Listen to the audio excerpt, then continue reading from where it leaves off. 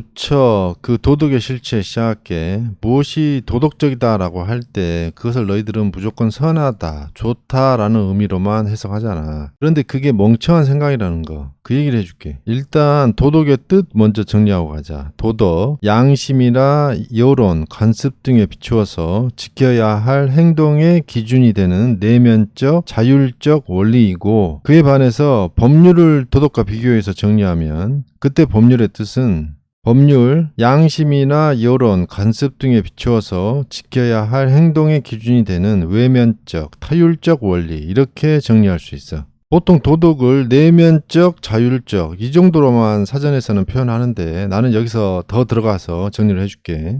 도덕, 상대적, 가변적, 자발적, 불문적, 암시적, 주관적 원리이고 법률은 절대적, 불변적, 강제적, 성문적, 명시적, 객관적 원리라고 할 수 있어. 도덕과 법률 이 두 개를 비교할 때 나타난 순서 크기로만 보면 도덕이 법률보다 세상에 태어난 게 더 빠르고 더 개념이 커. 그러니까 태초에 도덕이 있었고 그 도덕을 기반으로 그중에 선별해서 만든 게 법률이야. 도덕이 가진 여러 특징들을 나쁘게 말하면 그 적용에 예외가 되는 경우가 많아. 그러니까 어떤 사회에 어떤 도덕이 있는데 그전까지는 아무 문제가 없다가 어느 날 그 도덕이 나를 향할 때 그것이 불편하고 불쾌해. 그때는 그것을 무시하는 것이 나에게는 더 좋을 때가 있거든. 그럼 그렇게 하는 거야. 그런 게 도덕이야. 그래서 특히 힘을 가진 권력자는 어떤 도덕이 자기한테 불리하게 작용할 경우에는 그것을 무시해버려. 이건 권력자만 그러는 게 아니라 사람이면 누구나 그래. 너도 그래. 넌 안 그럴 것 같아? 넌 언제나 도덕적이야? 가슴에 손 얹고 생각해봐. 예수도 그랬잖아. 죄 없는 사람만 이 여자에게 돌을 던져라 라고. 그렇게 말하니까 다 돌 내려놓고 돌아섰지. 자신은 도덕적이지 않으면서 타인에게만 그것을 강요하고 질책하는 것. 그것을 사자성어로 내로남불이라고 그래. 반면에 법률이 가진 여러 특징들은 원칙적으로 그 적용에 외예가 되는 경우가 없어. 그래서 법률을 제정할 때 가장 중요한 취지 중에 하나로 내세우는 것이 법 앞에 만인은 평등하다라는 정신이야. 자, 이 정도면 도덕하고 법률을 구분할 수 있지. 그리고 도덕과 관련해서 내가 했던 명언. 권력을 잡기 전에 도덕은 선하지만 권력을 잡은 후에 도덕은 반드시 악해진다. 이것까지 기억하면서 지금은 부처 시리즈 중이니까 불교 도덕에 대한 이야기를 할게.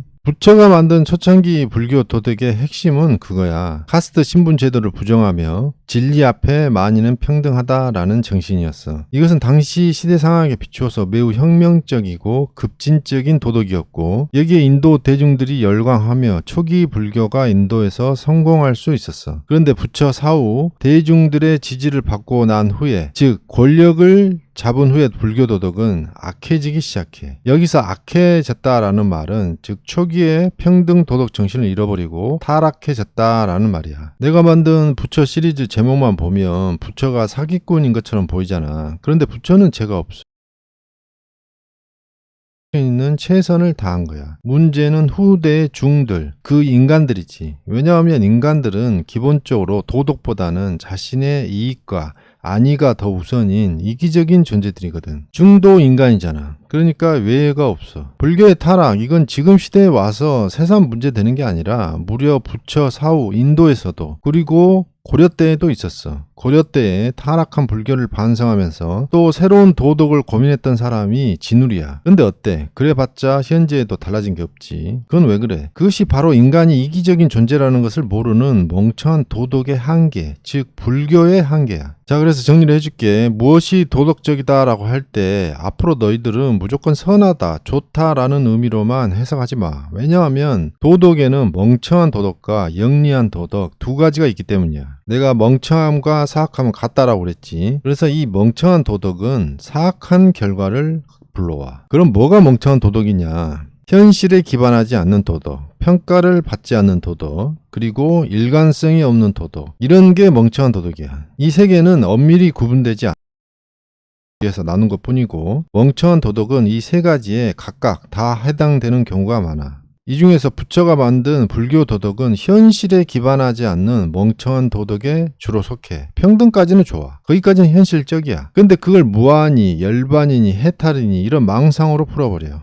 러시아 혁명을 성공시킨 마르크스와 레닌의 도덕이 실패한 이유도 인간의 속성이 공동체의 이상적 목표에는 최선을 다하지 않는다는 그 현실에 기반하지 않는 멍청한 도덕이었기 때문이었어. 그래서 공산주의가 실패한 거야. 하지만 이것도 지금 기준으로 판단하는 거지, 레닌이 살아온 일생을 살펴보면 러시아 황제의 폭정에 고통받던 그 시대 기준으로 그는 최선을 다한 거야. 하여튼 공산주의가 현실에 기반하지 않는 멍청한 도덕이었기 때문에 소련이 망한 것이고, 여기에는 유교도 포함돼. 그것을 증명하는 것 중에 하나가 퇴계 이황과 율곡 이이 간에 있었던 이론 논쟁이야. 애초에 현실과 아무 관계없는 쓰레기를 주제로 논쟁을 벌이고, 이런 사람들이 나라를 운영했으니 조선이 망한 거야. 멍청한 도덕 두 번째, 평가를 받지 않는 도덕. 여기에는 주로 정치 권력이 해당돼. 어떤 정치인은 말로는 훌륭한 도덕 구호를 내세워. 대선 때 그리고 대통령이 되고 난 후에 문재인의 도덕 구호가 뭐였어? 사람이 먼저다. 기회는 평등할 것이다. 과정은 공정할 것이다. 결과는 정의로울 것이다. 국민 모두의 통합 대통령이 되겠다. 이랬잖아. 네가 문빠라면 저게 뭐가 문제냐라고 할 말이 많을 수도 있겠지. 하지만 네가 아무리 문빠라도 문재인의 이 말, 부동산 문제는 우리 정부에서는 자신 있다고 장담하고 싶다. 우리 정부는 성장률에 어려움을 겪더라도 부동산을 경기 부양 수단으로 사용하지 않겠다는 결의를 갖고 있다. 대부분의 기간에 부동산 가격을 잡아왔고 전국적으로 부동산 가격이 오히려 하락했을 정도로 안정화되고 있다라고 2019년 11월 19일 국민과의 대화에서 그가 이렇게 말했거든. 하지만 문재인 때 아파트값 폭등했지. 그런 점에서 김정은이 문빠 너희들보다 더 똑똑한 사람이야. 문재인이 평가를 받지 않는 멍청한 도덕주의자라는 것을 알아보고 그래서 그를 가리켜 특등 머저리라고 한 거니까 그래. 똑똑하기만 하냐. 한 나라의 대통령에게 저런 막말을 할 만큼의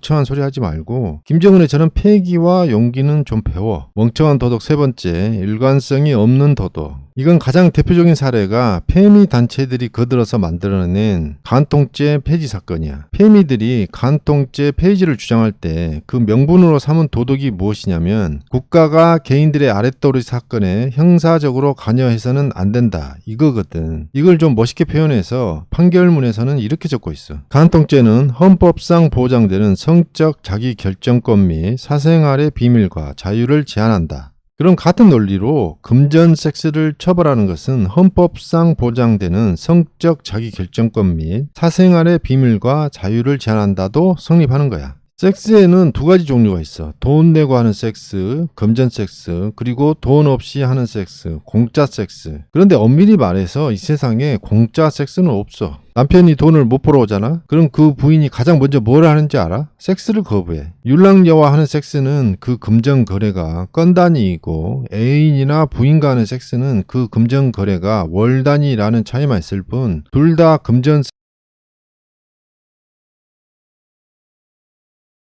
둘 다 유부남인데 각자 사정이 있어서 부인이랑 섹스를 못하는 상황이야. A 남자는 돈이 없어서 율랑녀와 한 달에 한 번 금전 섹스를 했어. 그런데 B 남자는 돈이 많아서 율랑녀에게 그 일을 그만두게 하고 오피스텔을 사주고 외제차도 사주고 용돈은 매달 500만 원을 주고 스폰을 하면서 한 달에 여러 번 섹스를 했어. 근데 A 남자는 성매매 특별법 위반으로 처벌을 받고 B 남자는 간통에 해당돼서 처벌을 안 받아. 이게 맞다고 생각해? 너희들은 이제 깨달아야 돼. 도덕적인 것이 무조건 선하다, 좋다가 아니라 멍청한 도덕은 좋은 게 아니라는 것을 깨달아야 한다고. 어떤 정치인들은 그 이유가 순전히 자기 권력을 지키기 위한 것인데도 불구하고 그것을 숨기고 자유니 정의니 나라를 구한다느니 이런 멍청한 도덕으로 국민들을 선동, 세뇌시키는 경우가 많아. 거기에 해당하는 과거 대표적인 사건이 아테네와 멜로스 섬 사건. 교수 마이크 샌델을 쓰레기로 보는 이유, 정의란 무엇인가 에서 얘기했으니까 보면 돼. 수천 년이 지난 지금 이 시대에도 멍청한 도덕으로 선동 세뇌시키며 국민들을 죽음으로 몰아가는 나쁜 정치인이 있거든. 거기에 해당하는 사람이 바로 젤렌스키야. 러시아가 우크라이나의 전기, 기관 시설들을 폭격해서 국민들 삶이 힘들어졌어. 이때 그가 말하길 우리는 돈과 휘발유, 뜨거운 물과 전기가 없는 상황에 놓일 수는 있지만 자유 없이는 살 수 없다 라고 하거든. 이게 정말 국민들을 걱정해서 하는 소리 같아? 만일 러시아가 중국이나 이북처럼 자유가 없는 일당 독재, 1인 독재 국가이면 저 말이 맞겠지. 하지만 러시아는 민주주의 국가야. 그럼 푸틴의 독재는 뭐냐? 내 앞에서 그런 멍청한 소리 하지 마. 물론 푸틴이 정적들도 죽이고 굳이 할 필요가 없었던 부정선거도 하고 독재적 행보를 하긴 했는데 하여튼 정작 러시아 국민들은 푸틴을 나쁜 독재자라고 생각 안 해. 그를 좋아하는 사람들이 더 많아. 그리고 러시아 국민들은 온갖 자유를 다 누리고 있어. 심지어 러시아 국민들이 우크라이나 국민들보다 더 잘 살아. 2021년 기준 우크라이나 1인당 GDP가 4,835달러이고 러시아 1인당 GDP는 12,172달러. 즉 우크라이나 국민들이 러시아 국적을 선택하면 지금보다 3배는 더 잘 살 수 있어. 원래 같은 민족이고 같은 언어를 쓰는데 그런 상황에서 같은 나라가 되면 지금보다 더 잘 살게 되고 자유를 잇는 것도 없는데 도대체 우크라이나 국민들은 지금 무엇을 위해 목숨 바쳐 싸우는 건지 한번 생각을 해봐야 돼. 내가 알기로는 젤렌스키 자신도 어려서는 러시아어를 쓰면서 자랐던 사람이야. 자, 이제 도덕의 실체 정리하자. 멍청한 도덕과 영리한 도덕이 있다. 잘 구분해라 이 말이야. 이걸 구분할 줄 모르면 어떤 일이 일어나냐. 멍청한 도덕을 고집하다가 나쁜 결과를 맞이해도 반성을 안 해. 나의 행위는 도덕적이었기 때문에 결과가 잘못되었어도 그건 괜찮다. 이렇게 자의를 한다고. 사업을 하는 내 친구 중에 한 명이 코로나 때문에 힘들어졌거든. 그래서 직원들은 다 퇴사하고 사장인 자기도 다른 데 취직하고 그랬어. 그게 1년 전 이맘때인데 그래서 내가 사업 정리하고 보증금 남은 거라도 챙겨라. 그리고 너의 물건들은 내가 맡아주마 하니까 자기는 망해도 여기서 망해서 나가겠대. 그래서 이제 1년이 지났잖아. 결국 보증금 다 까먹고 오히려 월세 빚까지 졌고 물건들은 폐기물 값 돈 내며 버리고 망해서 나갔어. 그래서 내가 물어봤지. 1년 전 너의 결정을 후회하지 않냐고. 그랬더니 자기는 직원들 다시 부르고 그 사업을 다시 시작할 생각을 가졌기 때문에 그랬대. 물론 직원들을 생각하는 그런 도덕적인 부분은 숭고하지. 하지만 현실성이 없잖아. 왜냐하면 코로나 때문이 아니라 사업 환경이 근본적으로 바뀌어서 재기가 힘들었거든. 그런 현실은 무시하고 자기는 도덕적이었기 때문에 괜찮다고 자의하면서 1년 전 자기의 그 멍청한 결정에 대해서는 반성이 없더라고. 물론 그 친구 말대로 다시 돌아올 수도 있었겠지. 그럼 그때 사무실 다시 얻고 직원들 다시 부르고 해도 되잖아. 왜 아무도 없는 사무실에 월세를 1년 동안 멍청하게 내냐고. 그래서 멍청함과 관련된 내 명언, 멍청함과 사악함은 같다. 여기서 업데이트를 해줄게. 그 친구가 1년 동안 멍청하게 낸 월세며 관리비 등이 약 2천여만 원 정도 되는데 그 돈을 지출해서 막상 자기가 가져간 이익은 하나도 없거든? 그럼 뭐야? 그건 자신의 멍청한 도덕으로 인해 그 돈을 그냥 버린 것이나 혹은 강도를 만나서 뺏긴 거랑 다름없잖아. 그래서 머리에 박아. 멍청한 도덕은 사악한 범죄와 같다. 내가 말을 하는 인간만이 생각을 하는 고도의 자의식을 가진다고 말했잖아. 그래서 생각을 하는 건 좋은데 이렇게 멍청한 생각, 멍청한 도덕은 하지 마. 네가 만약 문과잖아. 그럼 멍청한 도덕으로 사람들을 현혹시키며 대통령이 된 문재인, 그가 펼친 5년 동안의 그 도덕 정치에 너는 행복했는지 너도 반성해봐. 국가이든 단체이든 부패하면서 혼란스러운 상황이 계속되면 새로운 도덕을 내세우며 그것을 해결하겠다는 사람이 나타나거든. 그런데 그 새로운 도덕을 내세운 사람도 권력자가 되면 부패해지기는 똑같아. 그게 멍청한 도덕의 한계이며 그럴 수밖에 없는 루틴 같은 거야. 고려말 혼란스럽고 부패한 사회에서 성리학이라는 도덕을 내세우며 나타난 신진 사대부들. 하지만 그들이 만든 조선이라는 나라는 그런 고려보다 좋았냐? 아니지. 불교계에서도 똑같은 일이 일어났어. 멀리 고려시대 진울까지 갈 것도 없어. 조계종이 부패했고 그래서 이 문제를 바로잡겠다는 새로운 도덕을 가진 사람, 바른불교 제가 모임 대표 우희종. 이 사람이 힘을 가지고 그 도덕을 실천하면 뭐 될 것 같아? 그건 잠깐이고 다시 부패해지는 것은 마찬가지야. 대파 네가 그걸 어떻게 아냐고. 지금은 부패했다고 욕먹는 조계종 간부 중들이 1994년도에는 무려 종단 개혁을 요구했던 젊은 중들이었어. 지난 1994년 조계 종단뿐 아니라 종단을 넘어 전국을 떠들썩하게 했던 이른바 조계종 사태. 당시 이른바 개혁불사를 이끈 주요 동력은 80년대 민주화 운동을 겪었던 승려들과 승가 대학생들이었다. 엄청난 홍역을 치른 끝에 젊은 그들은 개혁 종단을 이끌어냈고 권력화된 총무원의 폐단을 줄이고 종단의 민주화를 위한 제도 마련에 주력했다. 그랬던 그들이 2005년 기준으로 불과 10여 년 만에 자신들도 똑같이 부패한 중들이 되어버린 거야. 당시 개혁 주동자 중에 한 명이었던 도법이 그러잖아. 개혁의 주체가 철학이나 안목이 빈곤하니까 결국은 그들도 이해관계에 휘말린다. 도법의 이 말이 뭐야? 내가 한 말, 멍청한 도덕의 한계 같은 말이잖아. 이때가 2005년인데 여기서도 조계종 부패를 해결하겠다는 참여불교 제가연대 상임대표라는 김동건이라는 사람이 있네. 그리고 우희종이 나온 이 방송은 2017년이니까 또 10여 년 지난 건데 그동안 뭐가 달라졌어? 김동건에서 우희종으로 사람만 바뀐 거 말고 달라진 게 없잖아. 이게 멍청한 도덕의 한계이고 이걸 깨닫지 못하면 이 어리석은 짓을 계속 무한 반복하는 거야. 고려시대 때 타락한 불교를 혁신하기 위해 진울이 만든 게 정예결사래. 그래봤자 어때? 그 혁신은 잠깐이지. 1947년에는 또 타락한 불교를 혁신하기 위해 성철이 만든 게 봉암사결사야. 그래봤자 어때? 그거 역시 잠깐이잖아. 여기서 해경이 그래. 봉암사결사 정신을 다시 되새겨야 한다고. 그런데 그 전제 조건이 불교 도덕을 유지하는 상태, 즉 참회와 수행을 통해서 하겠다 이거야. 하지만 내가 말했지. 현실에 기반하지 않는 멍청한 도덕은 근본적인 한계가 있다고. 그러니까 백날 결사만 하면 뭐하냐고. 결국은 도로아미 타불인데. 그래서 그 멍청한 짓을 끊으려고 내가 만든 게 다수가 참여하는 경쟁 토론 방식 대파 토론이야. 그러니까 혼자서 100번 참여하고 1000번 수행하는 것보다 여러 명이 함께하는 공개 경쟁 토론장에 한 번 나오는 것이 더 빠르고 정확해. 여기서는 어떤 도덕이든 생각이든 주장이든 정책이든 그것이 현실적인지 검증받고 제대로 하고 있는지 평가받고 일관성이 있는지 확인받아. 그 모든 과정이 객관적이고 공정하게 진행돼. 대파 토론은 어떻게 하는 것이냐 여러 가지가 있는데 이준석 징계 과정에서 드러난 충격적인 사실들 이걸 보면 돼. 이미 내 영상 여러 개 본 사람들은 알겠지만 내가 무슨 말 무슨 주제를 하더라도 결국은 기승전 대파 토론이야. 내가 위에서는 도덕을 법률과 비교하면서 작은 의미로 다뤘는데 이 도덕의 개념은 사실 상당히 커. 인간들이 야생의 세계에서 벗어나 문명의 세계를 만들려면 그 기반으로 반드시 필요한 것이 도덕이야. 이 도덕을 기반으로 사상, 종교, 법률, 기타 온갖 인문계의 하위 문화가 꽃을 피우게 되어 있어. 이 중에서 사상은 겪어보고 이건 아니다 판명나면 버리거든. 그래서 버려진 대표적인 사상이 공산주의하고 유교 이거야. 그리고 법률도 시대 상황에 따라서 버려져. 그렇게 버려진 대표적인 법률이 간통죄 이거야. 그러니까 사상이나 법률 등은 평가를 받는데 이 종교는 절대 평가를 받지 않아. 불교빠, 부처빠들은 나한테 그래. 부처 사상을 제대로 이해하지 못했다. 확실히 알지도 못하는 지식으로 재단한다.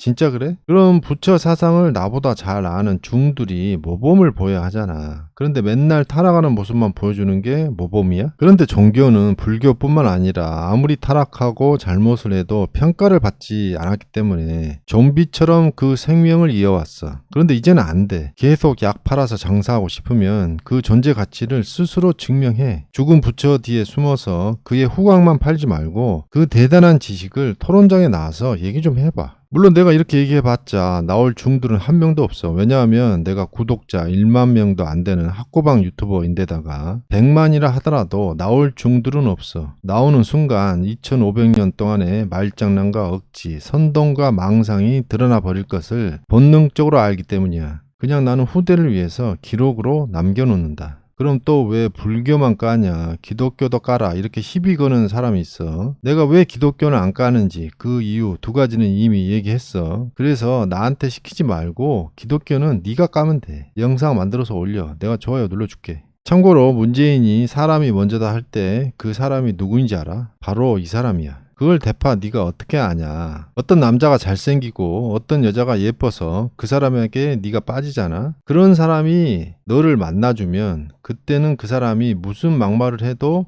괜찮은 거야. 문재인에게는 김정은이 그런 사람이지. 그러니까 김정은에게 삶은 소대가리, 특등 머저리 소리를 들어도 아무렇지 않은 거지. 만나만 주면 괜찮은 거야. 하지만 다른 사람이 나에게 그러면 화를 내지. 문재인에게는 너희 대한민국 국민들이 그 다른 사람인 거야. 그걸 대파 네가 어떻게 아냐.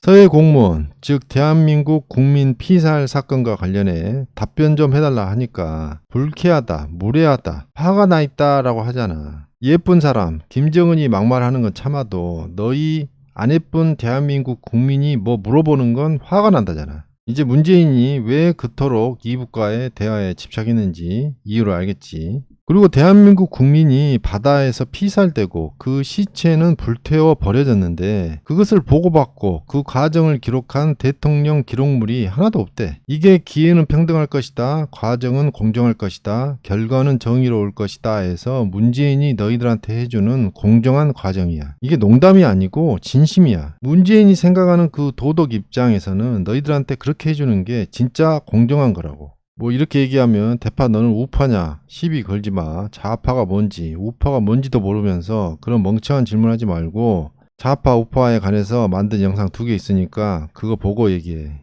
나 이제 도덕의 실체, 정확히는 멍청한 도덕의 실체를 3가지로 분류해서 정리해줬지. 내가 이 3가지에 해당하는 도덕을 왜 멍청한 도덕이라고 이름 부르냐면 사람들은 그 도덕의 이상을 쫓는 것이 자신들에게 해가 되는 줄도 모르고 그것을 고집하고 고수하기 때문이야. 그럼 반대로 영리한 도덕은 뭐냐? 이 멍청한 도덕의 분류 3가지를 반대로 생각하면 돼. 내가 도덕에 대해서 한 명은 권력을 잡기 전에 도덕은 선하지만 권력을 잡은 후에 도덕은 반드시 악해진다. 여기서 말하는 저 도덕은 멍청한 도덕이야. 영리한 도덕은 해당이 안 돼. 왜냐하면 영리한 도덕은 평가를 받잖아. 평가와 관련해서 유명한 명언이 있지. 견제받지 않는 권력은 반드시 부패한다. 어떤 도덕의 평가, 어떤 권력의 견제, 그것들을 모두 가능하게 하는 유일한 수단이 토론이야.